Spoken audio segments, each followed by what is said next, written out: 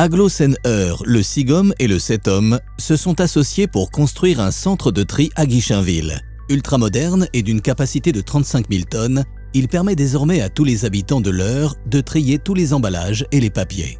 L'exploitation de cet outil a été confiée à Paprec Group, œuvrant depuis plus de 25 ans pour une planète plus verte et une économie décarbonée. Le groupe rassemble désormais 12 500 collaboratrices et collaborateurs à travers 220 sites répartis en France et à l'international. Aujourd'hui, près de 50 000 clients industriels et 1250 collectivités font confiance à Paprec pour valoriser leurs déchets.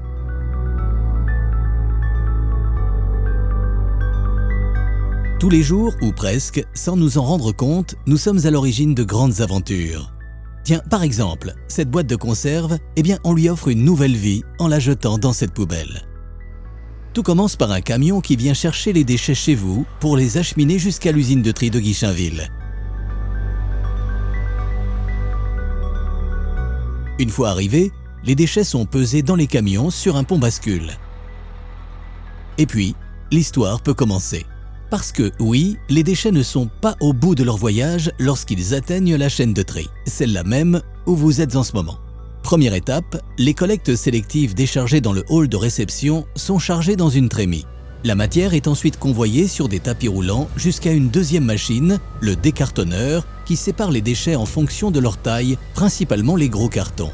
Les déchets passent aussi sur des plans inclinés équipés de lattes articulées appelées cribles balistiques qui séparent les objets en fonction de leur poids et de leur forme. Les objets plats comme les papiers et les cartons montent, les objets creux comme les bouteilles rebondissent et descendent. Ils poursuivent leur route dans le crible à disque constitué d'une série d'arbres en acier sur lesquels sont fixés des disques dont la vitesse de rotation détermine la dimension du criblage. Les papiers et les emballages les plus fins passent entre les disques, les autres rebondissent en surface. Les déchets atterrissent sur une ligne de tri où les éléments métalliques ferreux, comme les boîtes de conserve, sont extraits grâce à un aimant qu'on appelle overband. Puis, un passage dans le séparateur à courant de Foucault permet d'extraire les aluminiums du reste du flux.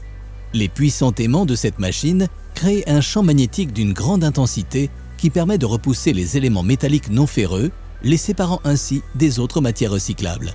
Les corps plats composés de papier, carton et les corps creux composés de bouteilles traversent une série de 7 séparateurs optiques. Ces machines scannent et identifient automatiquement les différents matériaux en fonction de leur matière, de leur densité et même de leur couleur, puis les séparent grâce à un jet d'air comprimé. Puis vient la dernière étape en cabine de surtri. Les opérateurs procèdent à un contrôle de la qualité des matériaux à recycler et retirent les derniers déchets indésirables. Une fois triées par famille, ces nouvelles matières premières sont regroupées, compressées en balles et envoyées vers la filière qui leur correspond. C'est le cercle vertueux du recyclage.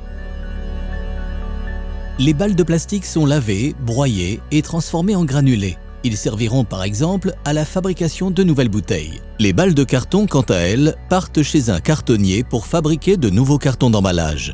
Les balles de métal, une fois fondues, serviront à fabriquer des outils, des cadres de vélo, des pièces automobiles. Ou pourquoi pas, revenir là où tout a commencé, chez vous, dans votre cuisine, sous la forme d'une nouvelle boîte de conserve. Et la boucle est bouclée.